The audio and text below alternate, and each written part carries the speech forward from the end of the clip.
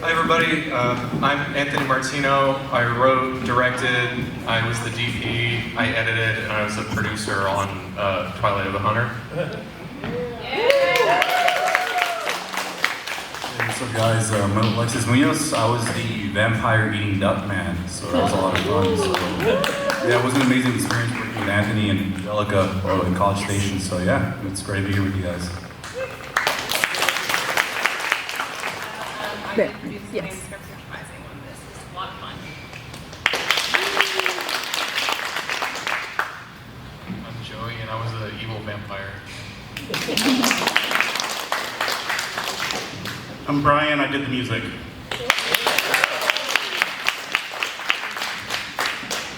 So I guess I'll just go ahead and talk a little bit before questions.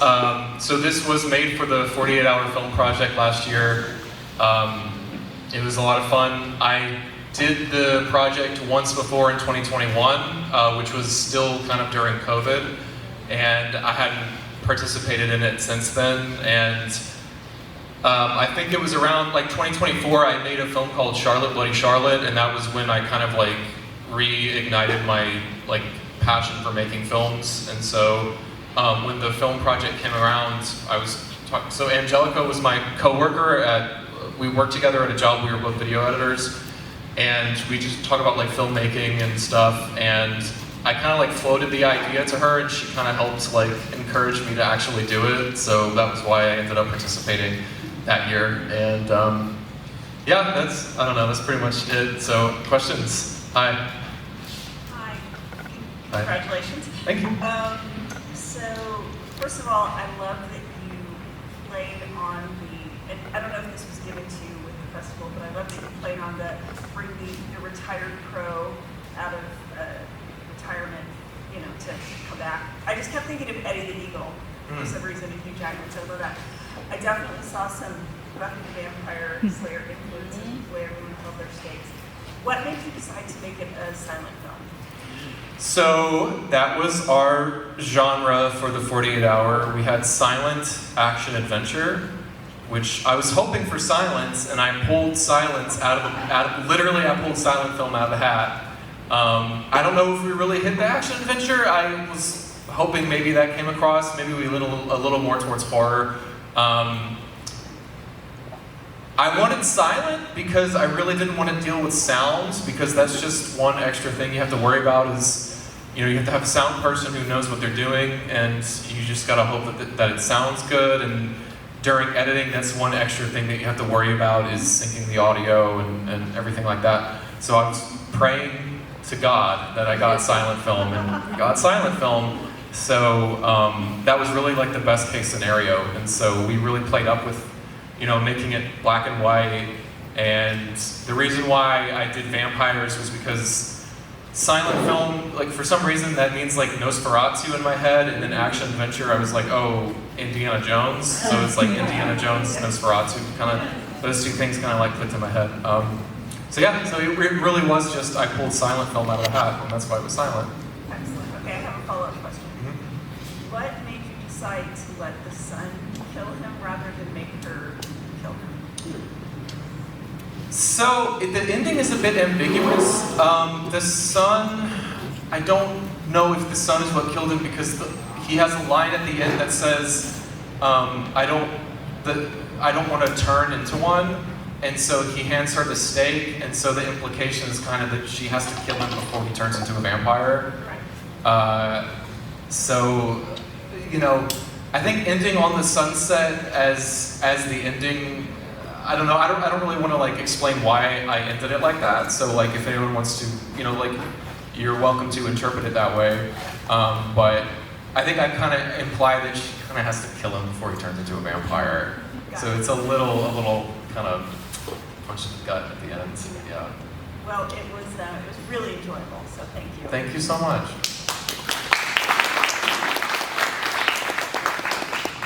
I do have to say you had me at the, I do have to say you had me on the edge of my seat. I was biting my nails entirely. So my question is, what made you want to start off in like a film noir type of situation and then go on into silent horror throughout the whole process of making this?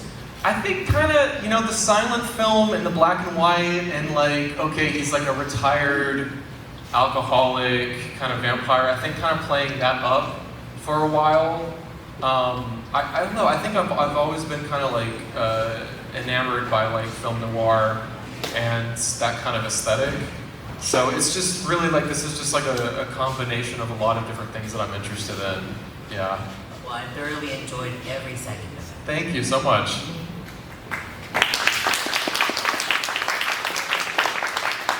Hello. Hello. Did you eat a real duck? And if so, did it taste bad? Did I eat a real duck? Yes. No, I didn't. No, it was all, this taxidermy, right? Yeah. It was this taxidermy duck that they had there at the location when we shot. And that wasn't real blood, that was obviously fake blood. And they sprinkled it all over me, it was all sticky, and it took like days to get out of my clothes. But it was fun. It was fun doing that, so yeah. Did it taste bad? Did it taste bad? A little. Hello.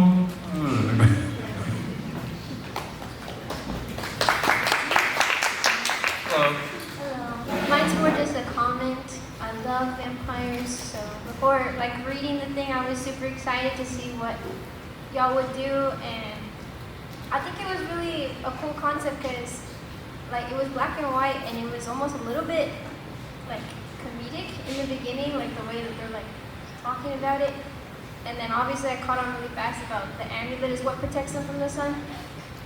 Was the daughter also a vampire? Because she did have some sort of necklace, which I didn't get to see very good because her hair was blocking, but was it kind of like a lose-lose situation? Like, was she a vampire? I never really thought about that. You're welcome to think that. I think that actress was just wearing so I'll just go ahead and spoil it for you. It's just a crucifix necklace that she wears, so it's just a cross. And she just happened to be wearing that, and I think it kind of fit. You know, she's a vampire hunter, so it makes sense for her to be wearing a cross necklace. Another question. So he said old friend. Obviously, when they didn't see each other, he became a vampire, obviously. But I'm curious to know why he has that sort of resentment with him. I don't know if it came with becoming a vampire, and then he was hearing him talk bad about vampires. He's like, oh, I low-key am one, or kind of thing. But yeah, it was very, very interesting film. And, Thank you. I really, really enjoyed it. Thank you so much. Not a question, just a comment. I think you should keep the dad alive so he can become like Blade.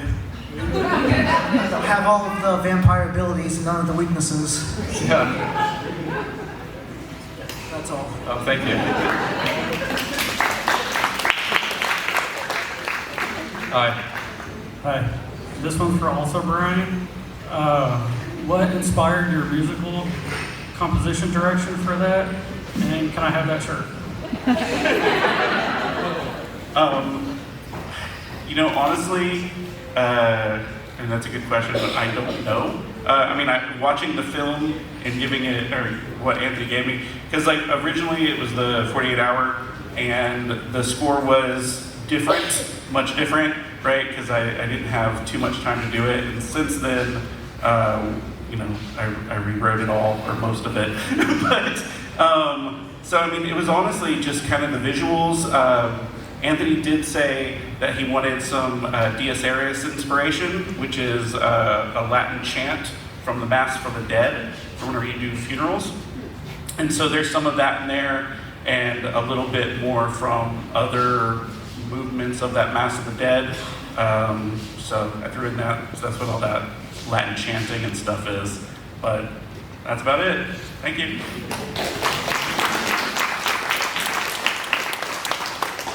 Any other questions? Are we good? All right. Thank y'all so much.